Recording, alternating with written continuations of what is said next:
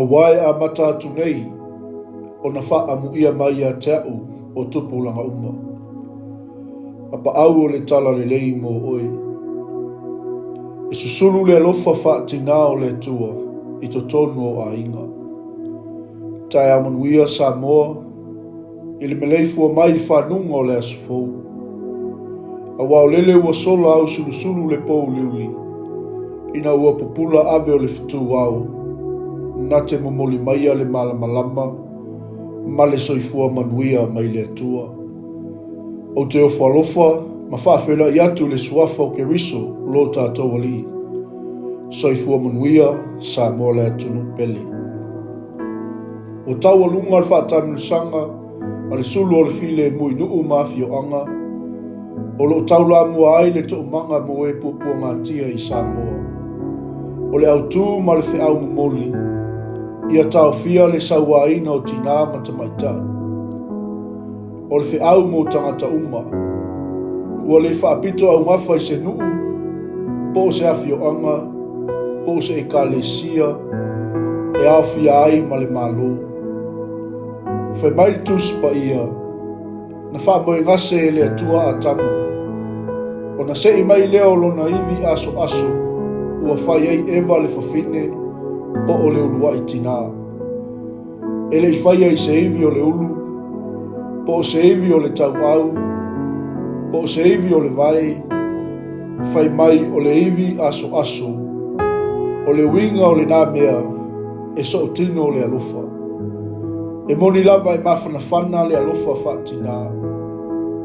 I le anga nuu lava ia Samoa, o tamaitai, o le whala lafo i luma a inga, o le whiangainga a inga, o lona winga o pele a inga, a o le suiva aia o le Atua i totonu a inga, o le suiva aia fo'i o le a inga i luma o le Atua.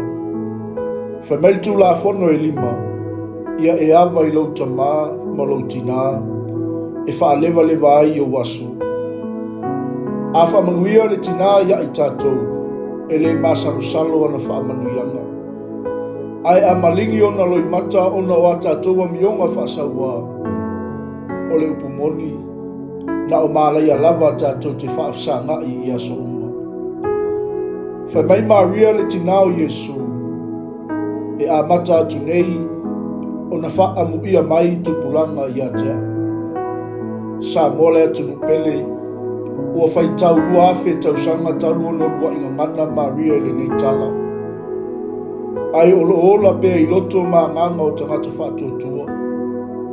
O le fesili Samoa, o ani o tātou langona i se tina, e aluifo ele ele maloi mata le matu.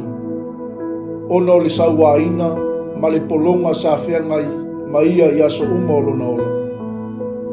A o se tamaitai, ua masofa lon tamali anga o no tuina naunga o le tino. I oe Samoa, se langona leo le whaasoa i le nei aso. Tātou tu whatas, e tafi e sea le nei anga whaati apolo. Ua mawai soifua o tina, maalo tamaitai o le atunu. Tātou te talo e lea unoa i le Atua. Awa o ia lava na te tausi whaatina i tātou e lea unoa. Awa na te laweai, na te leo leoina i tātou, na te whaamawhanawhanaina i tātou, na te tausi ia i tātou, na te puipui ia i tātou, mai le tele o mai leia ti apolo. Ma whaasulu mai lona malamalama, e puipui ai tātou mai awala po misa le fili mana au. Le atu ai, o e lava o le whaafonga talo. Mātou te ai oi atu ia te oe. Ta mai ala atu le suafa o Yesu Kerisu, wha mole mole lawe a i Samoa, ma ana tama whanau mai sauwanga le fili. Ia whaatupu ina pea lo alofa i totonu o ainga, nuu, e 𝚗𝚙𝚎 ma le atunu. Ia maua e tangata uma le file e muuma ia te oelo mātou tamā. Ia whaamanuia i tina uma, ma alo tamaitai o Samoa, ma le latou tiute tau ave i totonu o ainga. Nuu, mai 𝚗𝚙𝚎𝚘 ai maise le malo. Ia maua pē I lātou le fia mai a te oi. Ono o lo suafa Iesu Keriso. Amene.